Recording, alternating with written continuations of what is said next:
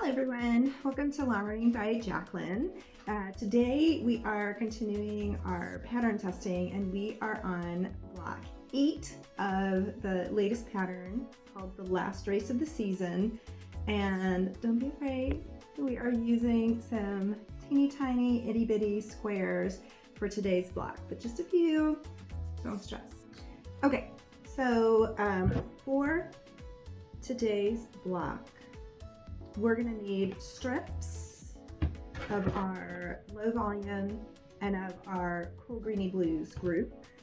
We're going to need different size squares, teeny tiny itty bitty. Don't be scared, it'll be fine. It'll be fine. We're going to need some small squares of our greeny blue cool group. We're going to need for one block, so this is a little bit of a more detailed, maybe fussy block, but there's only one. I'm making 3 quilts. So I need 3 of these, but a rectangle of red and then some larger squares of your low volume. Okay, so let's get started. And I do want to say that much like when we did the drops block, which is the maybe second block that we did,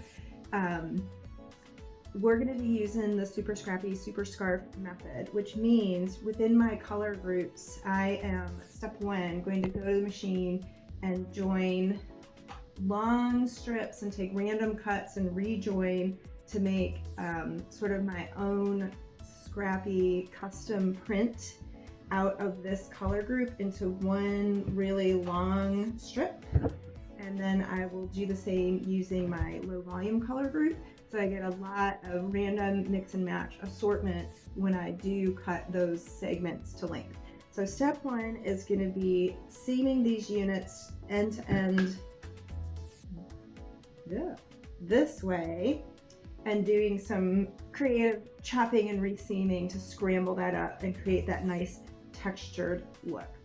And when that goes into your finished block, you'll see a lot more texture, scrappiness. It's going to look like you did a teeny tiny difficult piecing that you didn't necessarily cut into tiny bits and sew together, which is much harder. Anytime you can sew first and then cut, you've created efficiency. And that goes whether you're creating this block, which is a single block, or whether you're batch producing a block that appears many times throughout your quilt. So that's your tip of the day.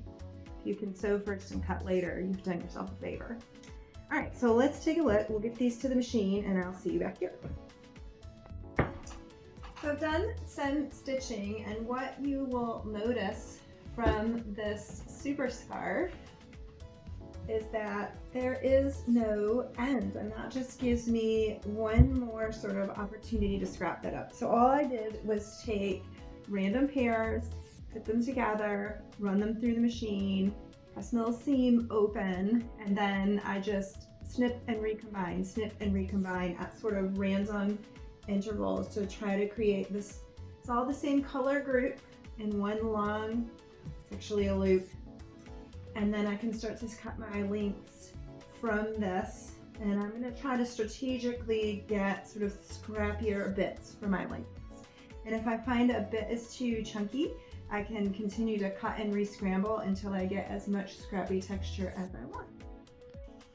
And in the next step, we'll be doing loads of snowballing. Be sure to press those back and check that you have good coverage before you snip the excess.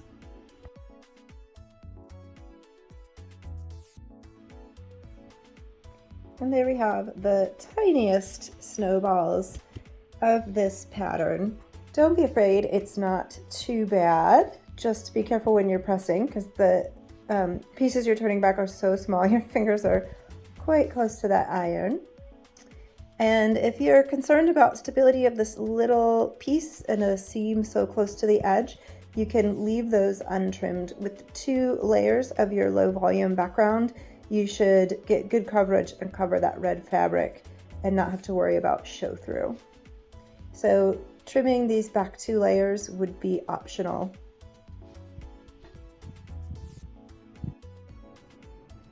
And then assemble your sneaky snake to make sure you have an adequately scrappy and textured look. And then you'll just stitch that together patchwise.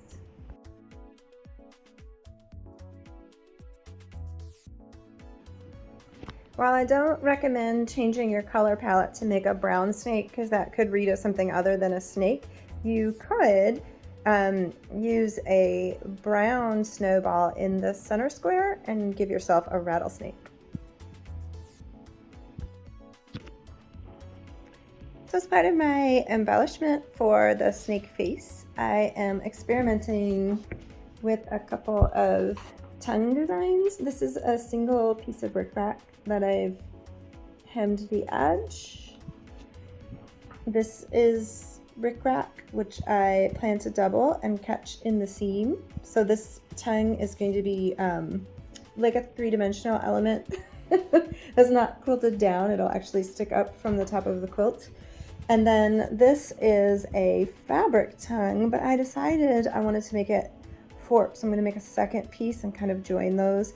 We'll see, maybe it's a little bit too thick to be caught in the seam. So we'll give it a go and see if I like that, forked or just the single layer. So this is how I made the one of the tongues. Kind of little rectangle of your tongue colored fabric.